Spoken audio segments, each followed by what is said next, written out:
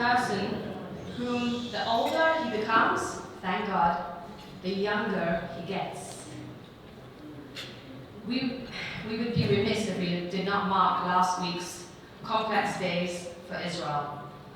Yom HaZikaron, followed by Yom HaAtzmaut, Remembrance and Independence Days all meshed together, one following the other. And I feel Walter is that annex between our happy dinner we're celebrating here and the realities and truths of Israel. Walter is a wonderful example of tonight's concept, and he will give his take on turning impossibility into opportunity.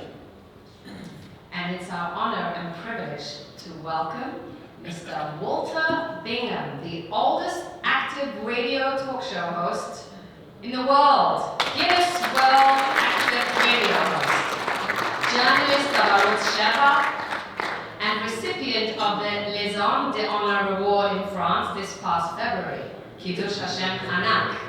And the rest, Walter will tell you. But just before Walter comes up, I want to tell you that Walter has such a will in his heart to continue doing good, even at the age of, I won't tell you his age, but it has to do with a 9 and a 4, Hara. He actually wants to do a parachute jump for Friendship Circle, which I'm not so sure about, but the will is there. So, Machshava K'maaseh, welcome Mr. Walter Bingham.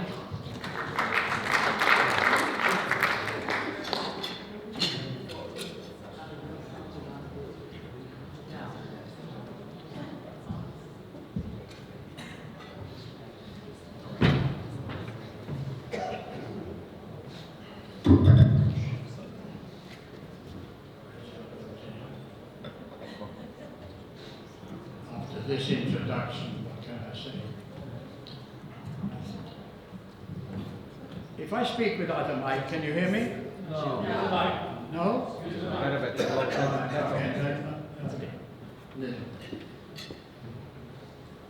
L'chaim.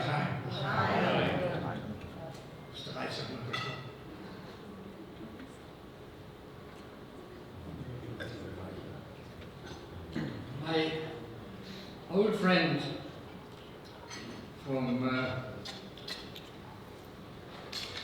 Achat, Brit-Simdatim, the late Yehuda Avner, once told me that a good speech should have a long middle and a good long end, and then you don't have to say much in the middle. So that's why this is short. So, and I'm reading. You know, to get to my age, you heard my age? 94?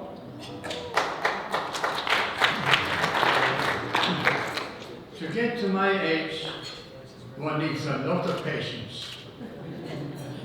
But HaKadosh Baruch Hu has blessed me with good genes, to keep me in good health and with all my faculties. So I often begin my talks with Shechayanu, with Imanu, with Yanu. But you know, it's unwise to rely on genes alone. If you overeat, your organs have to work harder and get weaker sooner with predictable consequences. If in your twilight years you spend most of your time in a rocking chair doing nothing, your leg muscles shrink and you may get movement problems. The lessons from this are plain, as every health expert will tell you, activity is the name of the game. It's extremely important that we recognize and seize opportunities and turning them from what seems impossible into reality. And that we don't underestimate our abilities to achieve, but persevere. Just as it is with language that you once learned and were good at, if you don't use it, you lose it. And so it is with the human body and with our well-being. don't know if I said that I have a short memory. Did I say that? Bad short-term memory, that's what I'm reading. Just so, the opportunities are out there.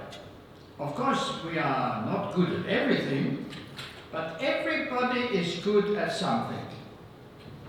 And we usually know our strengths and weaknesses, and we balance the two, then we can achieve.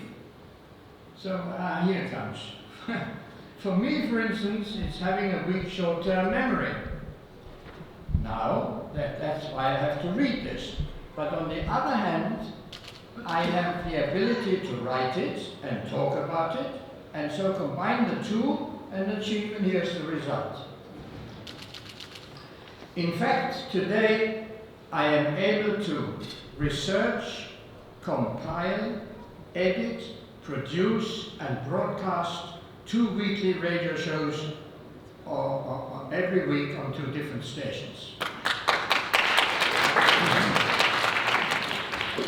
Well, my life began in Germany, where I lived under Hitler's strangulation of Jewish life, until when at the age of 15 and a half, I reached England with a Kindertransport in what was to be in transit to mandatory Palestine. But after 4 weeks, war broke out and put an end to that dream. So I spent some years on Hachshara in Wales, in what was effectively a kibbutz of Bachat, Brit Halutzim Datim, with just basic and interrupted schooling in Germany, followed by communal life immediately on arrival in England. I was ill-equipped when at about the age of 18 and a half, I eventually left on my own for London and entered the real world, with poor English, I must add. On the face of it, impossible to sustain. It was the height of war, and as a foreigner, I had to report every change I made. But with an enterprising spirit and my adventurous nature, I had to succeed. I found a room in somebody's house and began to look for work. Because it was wartime and all able-bodied men were in the army, I discovered that work was easy to find. But I had never worked in the open market before and had no particular skills. A daunting task. Then I remembered that when the milk used to be delivered to our communal settlement in Wales, I used to clandestinely jump into the delivery van and began to drive around the estate. Making the best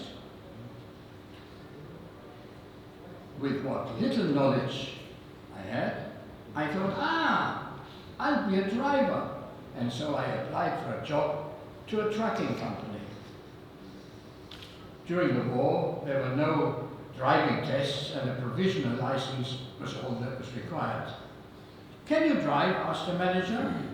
But of course, I answered, that's why I'm here. I was given a tipper truck, sent to the gasworks to collect and dump the residue of their process.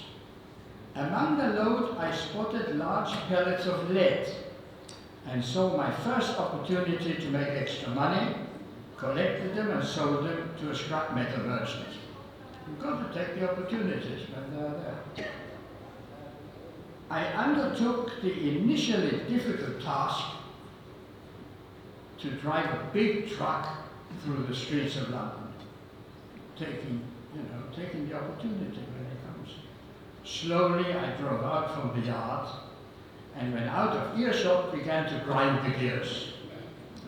So I gained my first real skill, and now, for the first time, with no experience, I had to manage money, learn how to budget, manage my life, and use the few tools I had at my disposal. As I said earlier, language is a good example. Once you have learned just a few words, keep using them in all sorts of combinations. Others will soon correct you, especially here in Israel.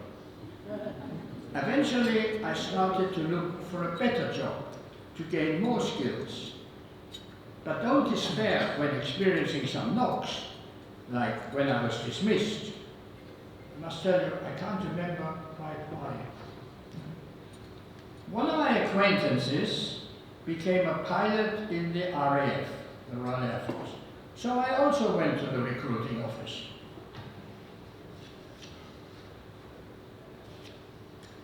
Not surprisingly, I failed the mathematics test.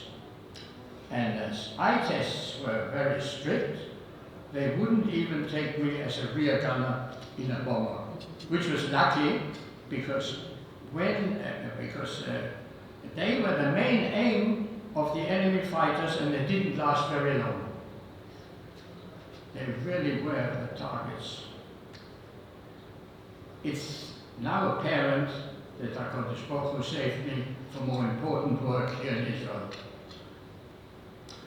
But in January 1944, I joined the British Army, landed on the beaches of Normandy, completed 4 years of service unhurt, and returned to London.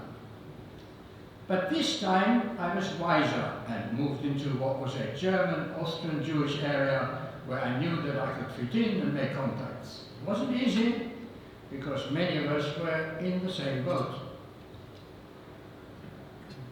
I struggled, bought and sold, and eventually started a business of sorts, married, had my daughter Sonia, who, Baruch Hashem, also lives in Jerusalem, who, by the way, has given me 2 grandsons and in turn now 2 great-granddaughters. And talking about achieving the seemingly impossible, this 40-year-old father of 2, my grandson, has just gone from eating cake to completing the 42+ kilometer London Marathon last week. It's just another example of how you persevere and achieve. I thought more education would be the key to further advancement and completed a BA followed by an MA. And because I was good at talking, I took the opportunity when it presented itself and joined the radio station. That was more years ago than I care to remember.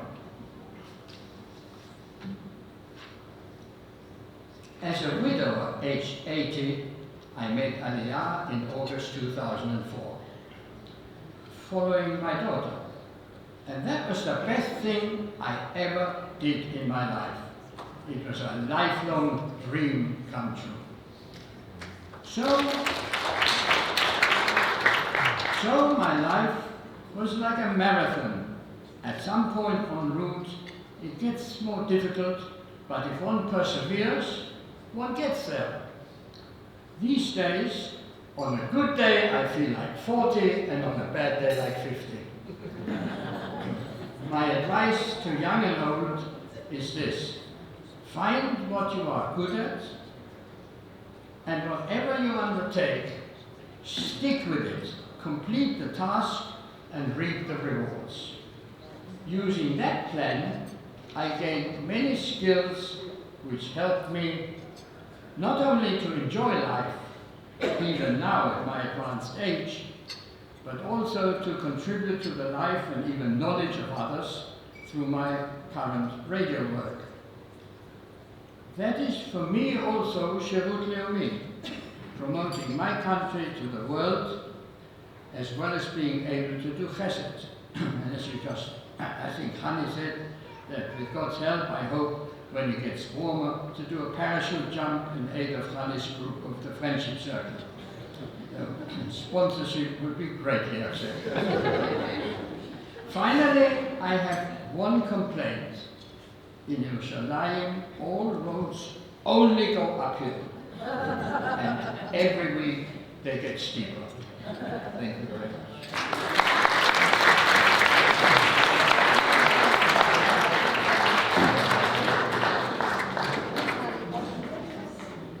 Thank